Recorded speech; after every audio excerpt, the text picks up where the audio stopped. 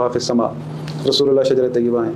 आप रसूलुल्लाह को मासूम मानते हैं लेकिन रसूलुल्लाह के जिगर के टुकड़े को मासूम नहीं मानते, ये कैसे मुमकिन है? आप रसूलुल्लाह को मासूम मानते हैं, जो रसूलुल्लाह से हैं उसको मासूम नहीं मानते। मिसाल एक शजर है, उसकी एक शाख है, उसी शजर की शाख है, शजर को तो पाक और मुतहहर मानते हैं, तय्यबा मानते हैं, लेकिन खालुल मुमिनीन माशाअल्लाह, पता है तुम्हें कौन है जनाब फलां फलां फलां, कौन है जनाब मुआविया, कौन है?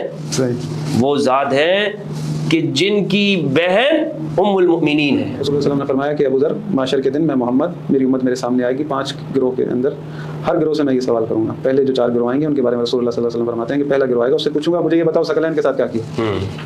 तो वो कहेंगे कि या रसूलल्लाह, हमने किताब को ऊपर से कुछ डाल दिया, आपके अहले बैत पर जुल्म किया, उनको दर बदर घुमाया है। लेकिन 5वां जो गिरोह है उसके जो अलम होगा, रसूल सल्लल्लाहु अलैहि वसल्लम फरमाया कि वो अली इब्न अबी तालिब ने उठा रखा हो। उस ग्रोह से मैं पूछूंगा मुझे ये बताओ कि कुरान और अहले बैत के साथ क्या किया, सकलैन के साथ क्या किया? तो वो कहेंगे या रसूलल्लाह, हमने कुरान को सीने से लगाया, आपके अहले बैत से मोहब्बत रखी, उनके गम में रोए, उनके मसाइब में उनके साथ खड़े रहे, इस कदर कि हम पर जुल्म हुए, हमारे बच्चों को शहीद किया गया, हमें दरबदर किया गया, जो हाल था हमारा, हम आपके अहले बैत के साथ खड़े हुए। अल्लाह के रसूल कहेंगे कि तुम्हारे चेहरे सफ़ेद हैं इस हाल में कि तुम सैर हो, जन्नत में दाखिल हो जाओ।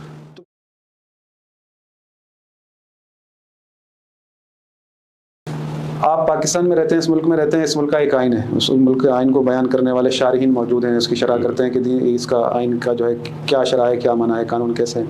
ये कुरान जिसको पूरी आलम इंसानियत के लिए अल्लाह रब्बुल आलमीन ने हिदायत की किताब करार दिया है, ये हिदायत की किताब है, तो इसका कोई शार है, इसका कोई वारिस ऐसा मुमकिन नहीं है ना। देखें, गुज़िश्ता अंबिया है, गुज़िश्ता अंबिया में जो किताबें आई हैं उसको आप उंगलियों पर गिन सकते हैं आराम से। एक नबी आता था, किताब लेकर आता था, तो दूसरा जो आता था वो नहीं लाता था, उसी पर अमल करवाता था, जो तहरीफात होती थी वो ठीक करवाता था, उसी किताब की तरफ लोगों को बुलाता था।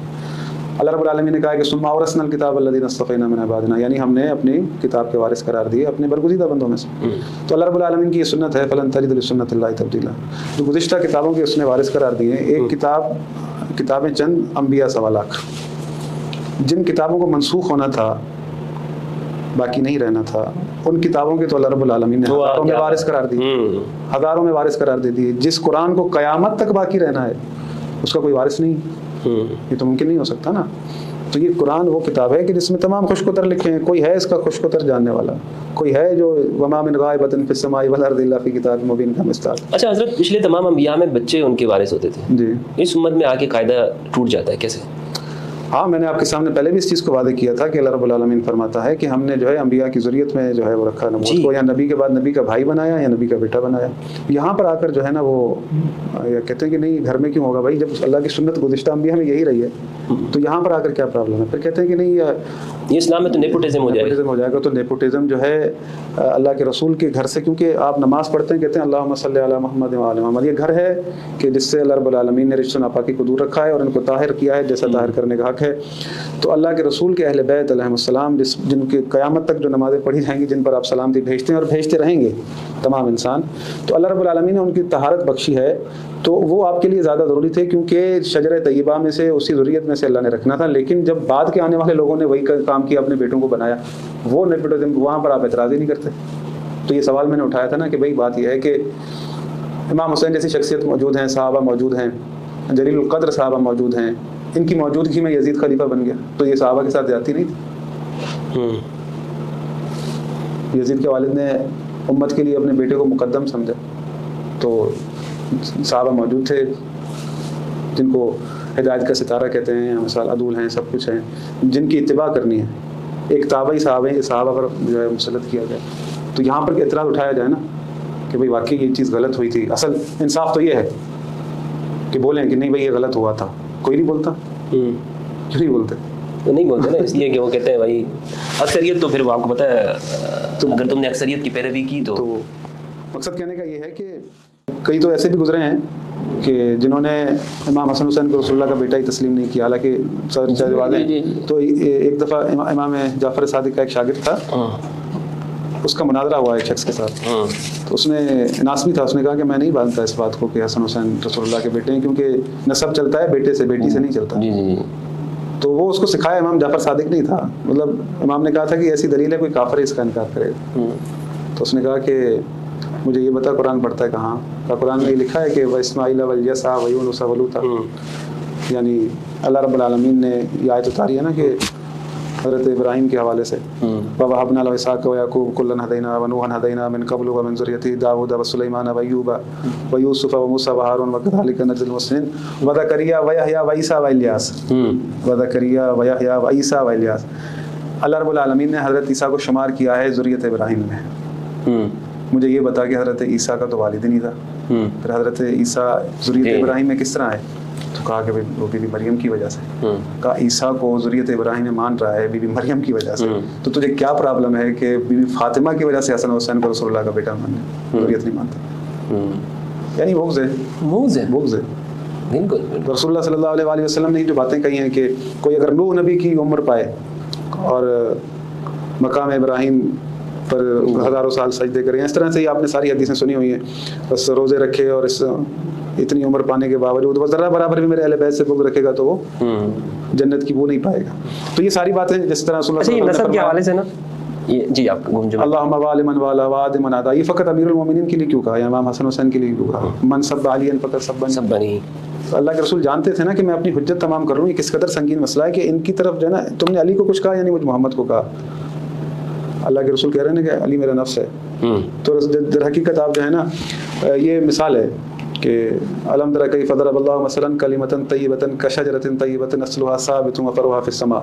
رسول اللہ شجر طیبہ ہیں۔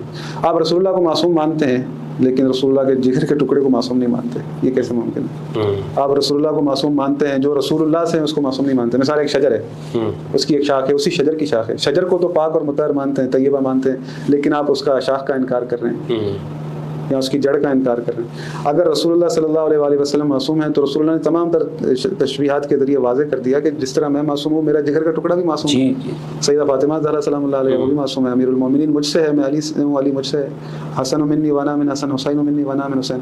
جو رسول سے ہیں، جس طرح رسول معصوم ہیں تو پھر آپ ان کا انکار کر کے، ان کی عصمت کا انکار کر کے در حقیقت آپ پھر رسول اللہ صلی اللہ علیہ وسلم نے جو کہا کہ مجھ سے ہیں تو پھر یعنی اس کے ہونے کا انکار کریں گے وہ رسول اللہ صلی اللہ علیہ وسلم نہیں ہے۔ میں اس نسب کے حوالے سے نا علامہ صاحب اکثر لوگ پوچھتے ہیں کہ رسول کی تو دیگر بیٹیاں بھی تھیں، ان کی اولاد کا آپ اتنا ذکر کیوں نہیں کرتے، اور وہ بھی تو اولاد تھی۔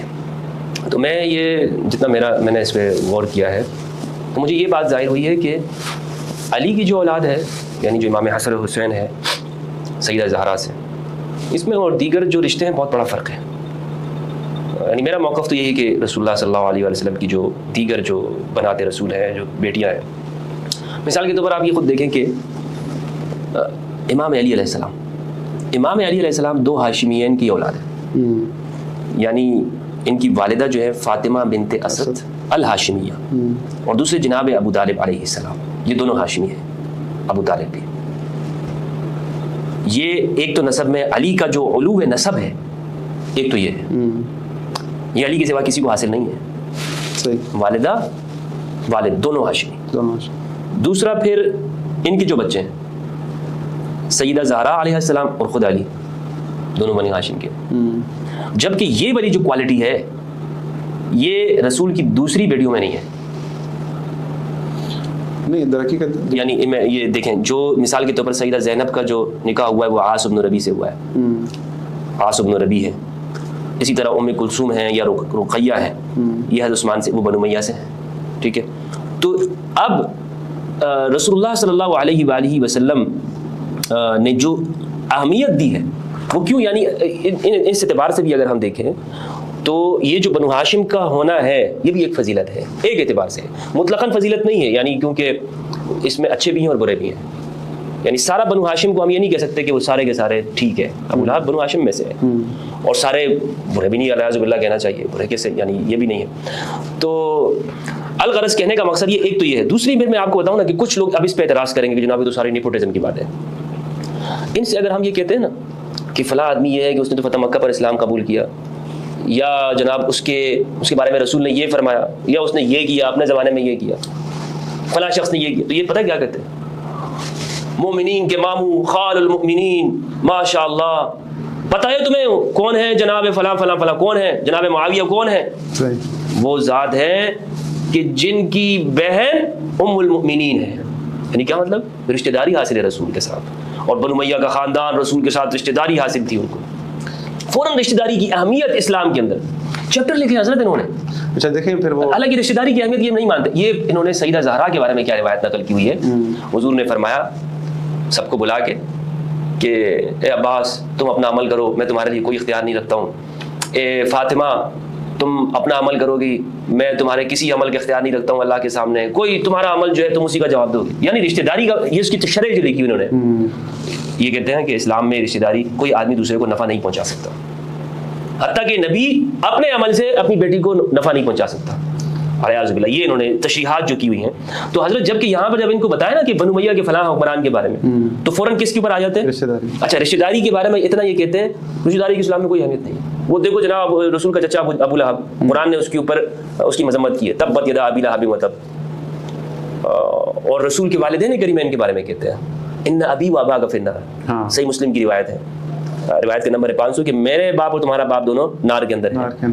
رسول اللہ کے چچا سگے چچا جناب ابو طالب علیہ السلام کے بارے میں کہ وہ الیاذ باللہ وہ کفر کی موت مرے.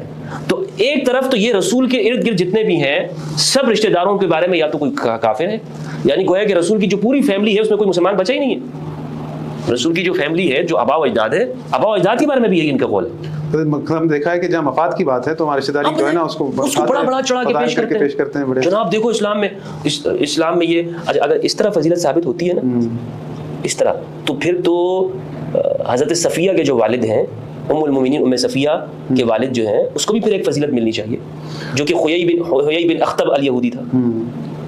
وہ تو امت کا سسر ہونا چاہیے نا, یہ صرف ماموں کے اوپر ہی امت کے ٹائٹل بند ہو گئے. وہ بھی ایک تو جہاں خال المسلمین کی بات ہے تو محمد بن ابو بکر کو, محمد بن ابی بکر, عبداللہ ابن عمر, محمد بن ابو بکر کا نام ہی نہیں لیا جا رہا, عبد الرحمن بن ابی بکر ان کا نام بھی نہیں کیونکہ ان کو بھی تو شہید کیا گیا نا, ان کو بھی قتل کیا گیا, حالانکہ وہ جمل میں عائشہ کی طرف تھے.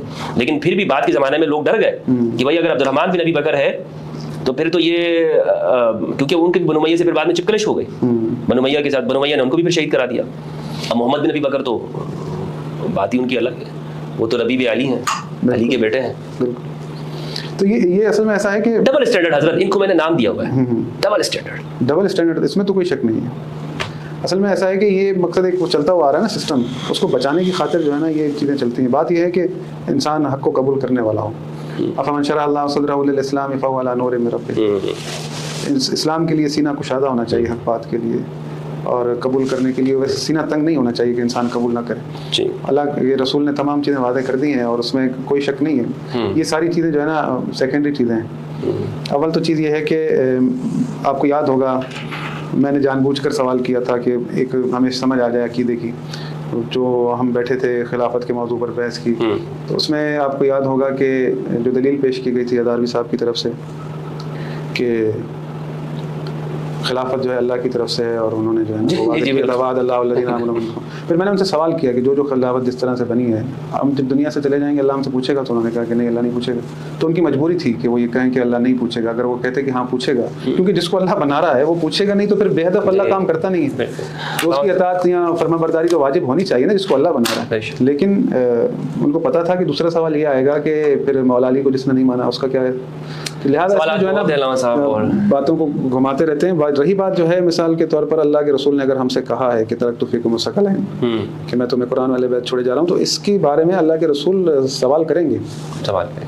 کیونکہ یہ آخری بات ہے, میں پوری کر لوں کہ میں نے آیت پڑھی تھی, اس کی تفسیر میں روایت پڑھی تھی, چاہتا تھا کہ اس کو پیش کر دوں سننے والوں کے لیے کہ محشر کے دن اللہ رب العالمین فرماتا ہے کہ یوم, یہ سورہ انعام کی آیت ہے, یوم تبیض وجوہ وتسود وجوہ فاما الذین اسودت وجوہہم, محشر کے دن کچھ لوگوں کے چہرے سفید ہوں گے, روشن ہوں گے, کچھ کے سیاہ ہوں گے. فاما الذین اسودت وجوہہم, جن کے سیاہ ہوں گے اللہ ان سے سوال کرے گا اکفرتم بعد ایمانکم, تم ایمان لانے کے بعد کافر ہو گئے. اس آیت کی تفسیر میں حضرت ابو ذر پوچھتے ہیں رسول اللہ سے, یا رسول اللہ ایمان کے بعد بھی کوئی کفر کرتا ہے کہاں؟ رسول اللہ صلی اللہ علیہ وسلم نے فرمایا کہ ابو ذر محشر کے دن میں محمد, میری امت میرے سامنے آئے گی 5 گروہ کے اندر, ہر گروہ سے میں یہ سوال کروں گا. پہلے جو 4 گروہ آئیں گے ان کے بارے میں رسول اللہ صلی اللہ علیہ وسلم فرماتے ہیں کہ پہلا گروہ آئے گا, اس سے پوچھوں گا مجھے یہ بتاؤ ثقلین کے ساتھ کیا کیا. تو وہ کہیں گے کہ یا رسول اللہ ہم نے کتاب کو پس پش ڈال دیا, آپ کے اہل بیت پر ظلم کیا, ان کو ادھر بدر گھمایا. ایک کربلا کا واقعہ آپ کے سامنے موجود ہے, ان کی تقریب نہیں کی. تو اللہ کے رسول کہیں گے اس حال میں کہ تم بھوکے ہو پیاسے ہو جہنم میں جاؤ. دوسرا گروہ آئے گا, اس سے پوچھیں گے ثقلین کے ساتھ کیا کیا. 5واں گروہ جو آئے گا, وہ جو 4 گروہ ہیں ان کے سب کے نام, سربراہوں کے نام سب حدیث کے اندر موجود ہیں, لیکن وہ وقت کم ہے. لیکن 5واں جو گروہ ہے اس کے جو علم ہوگا رسول اللہ صلی اللہ علیہ وسلم نے فرمایا کہ وہ علی ابن ابی طالب نے اٹھا رکھا ہو. اس گروہ سے میں پوچھوں گا مجھے یہ بتاؤ کہ قرآن اور اہل بیت کے ساتھ کیا کیا، ثقلین کے ساتھ کیا کیا؟ تو وہ کہیں گے یا رسول اللہ ہم نے قرآن کو سینے سے لگایا، آپ کے اہل بیت سے محبت رکھی، ان کے غم میں رہے، ان کے مصائب میں ان کے ساتھ کھڑے رہے، اس قدر کہ ہم پر ظلم ہوئے، ہمارے بچوں کو شہید کیا گیا، ہمیں دربدر کیا گیا، جو حال تھا ہمارا ہم آپ کے اہل بیت کے ساتھ کھڑے ہوئے۔ اللہ کے رسول کہیں گے کہ تمہارے چہرے سفید ہیں اس حال میں کہ تم سیر ہو، جنت میں داخل ہو جاؤ۔ تو بھائی جب اللہ کے رسول نے وصیت کی ہے تو سنی و شیعہ اللہ کے رسول کی وصیت کی طرف آئیں۔ اللہ کے رسول آپ سے ضرور پوچھیں گے کہ معاشر کے دن کے ثقلین کے ساتھ کیا؟ اللہ کے رسول ضرور پوچھیں گے۔ بہت بہت شکریہ برادر عزیز حافظ سجاد زرعی صاحب۔